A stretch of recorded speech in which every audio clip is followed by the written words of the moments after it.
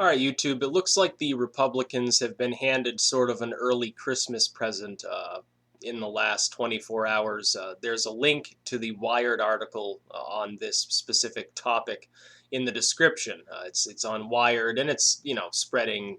ABC now has picked it up, and others as well.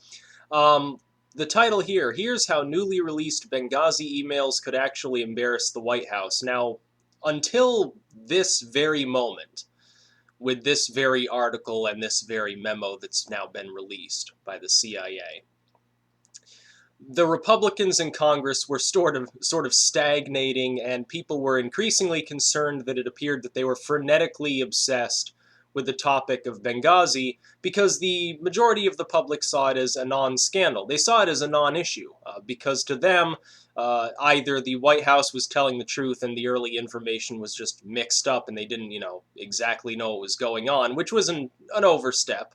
I mean, a misstep on their part, but, not necessarily something you can blame them for. Or they considered it an unimportant issue and they said, well, these people they're certainly not lying to the public. The Republicans are just, going nuts here. It turns out, however, that that's not actually the case. It turns out that the sort of things that were being theorized by the right wing this entire time since Benghazi happened were actually right. That the worst fears were correct fears, and that actually Hillary and Obama and all of these others were lying to the American people, which should, I would think even if you're a Democrat, this would piss you off. You've just got lied to by someone you thought was honest because they had a D after their name. I'm not sure how that mentality works. You look at this one clip out, and then you can look at the whole memo, but it suffices for the purpose of this video to just look at the part that's sort of highlighted here. New documents obtained by the conservative group Judicial Watch. Judicial Watch, by the way, used to be a liberal group when Bush was the president. By a Freedom of Information Act request include a different set of talking points created by Obama advisor Ben Rhodes and sent to administration officials, including spokesman Jay Carney. Jay Carney looks like he has perpetual diarrhea. Every time he talks, he's like wincing and making these weird faces. I think part of it is he probably has irritable bowel syndrome from having one of the toughest jobs in the world. For the last year and a half or so, he's had to repeatedly explain to the media and to everybody else all the missteps by the administration. It's sort of like, being Dick Cheney's hunting partner. It's a dangerous and unforgiving job. If you look at this, goals, to convey that the United States is doing everything that we can to protect our people in facilities abroad. Well, that's fine. Then you go to the highlighted part, to underscore that these protests are rooted in an internet video and not a broader failure of policy. The problem is, this is implicating, again, the YouTube video Passion of Muhammad or Innocence of Muslims or whatever the hell it was, Passion of Muhammad, whatever the hell it was called.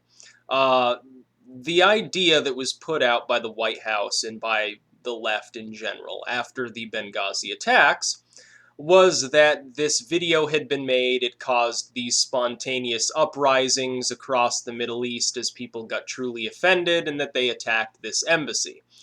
However, by the time this memo was put out encouraging this to be said to people, they already knew, by CIA testimony we know this, that that was not the case, that the video had absolutely nothing to do with this embassy attack. Now, Jay Carney has come out and said, but this is referring to other protests, and what he's saying now, and this is as dishonest as it can possibly come, and only someone who's truly mentally challenged would believe him when he says this. His new line is, well, we're not saying that the video directly caused the Benghazi attack, it caused the other protests, which in turn caused the Benghazi attack. That doesn't make sense. First and foremost, it's not true. Clearly, it wouldn't make sense for that to be the way things worked out. This was probably pre-planned. It probably had nothing to do with the video anyway, but even if it did have something tenuously to do with the video, they knew at this time that the attack wasn't directly caused by it. But they continued to use that line for some time directly afterwards, using this and other memos. What Jay Carney is saying is this is simply related to all of these protests, but the thing is, this is a talking points for the media.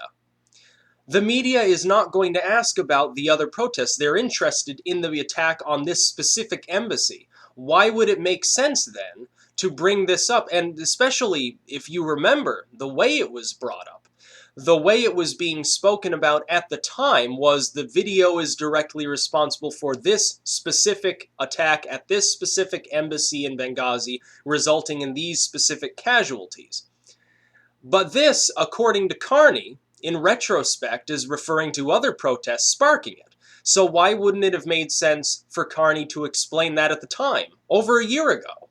Why wouldn't it have made sense for Obama and Hillary and Carney to have come out and said, yes, our original, what we said was true, but we said it wrong. What we meant was that the video caused other uprisings, and that in turn these caused a spontaneous or pre-planned event at Benghazi. That would have been true, assuming that it's the case. But that's not what they said. And that's not what they've said for the last over a year now on this topic. Now, I had started to lose interest in Benghazi as well, because for a very long time there, what it appeared to be was an increasingly zealous right wing trying to score a few extra points before the midterms. But now it turns out that even if they were politicizing the issue, they were at least correct about the issue. Because it turns out that everything said by Obama and Hillary and Carney and all of these others directly after Benghazi were lies. That should piss people. This shouldn't, by the way, just piss off Republicans. It should piss off everybody. Because the media isn't just composed of right-wing individuals. And when Carney came out and addressed them, people from ABC, one of the people from ABC absolutely raked him over the coals, and I just saw a video of it. And that's ABC. Nobody claims ABC is part of the general right-wing news networks. When you start to see, MSNBC jump on board and start to attack Carney, then you know that it's truly happening.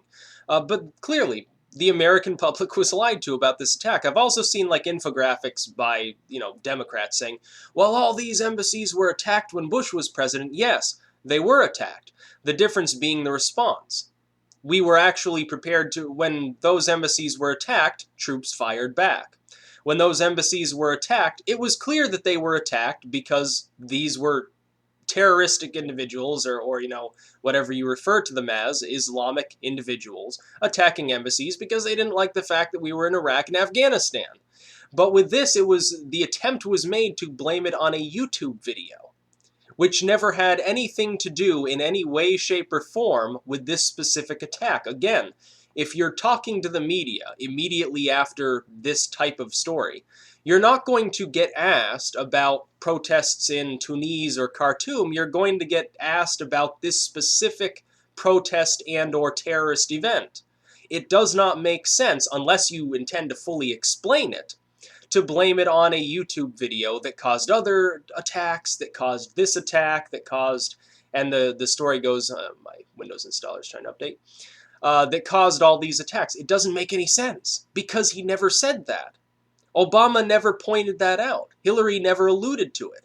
And Hillary famously said, what difference does it make? It does make a difference to the average person in the country. That, even if her saying that wasn't meant to be, insulting to the people who died or to the American public's intelligence or to the intelligence of the media, it at least came off that way. And people were taken slightly aback because they're not used to Hillary Clinton flipping out in a rage like that. But what seems to have been the case is she knew that she was being raked over the coals about something that could be exposed to the wider media.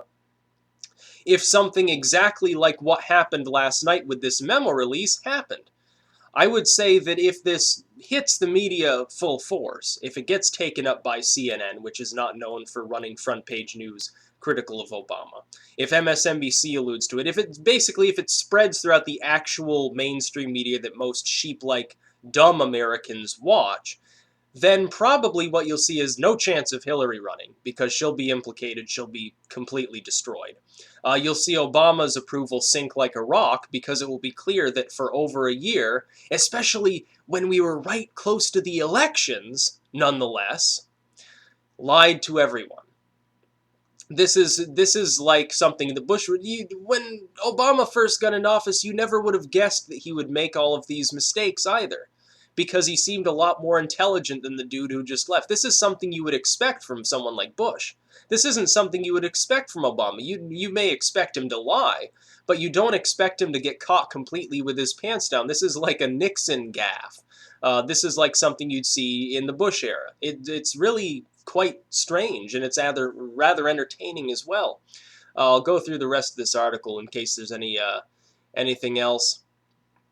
There it talks about the statements from the CIA. By the way, the CIA now has said it had nothing to do with the video.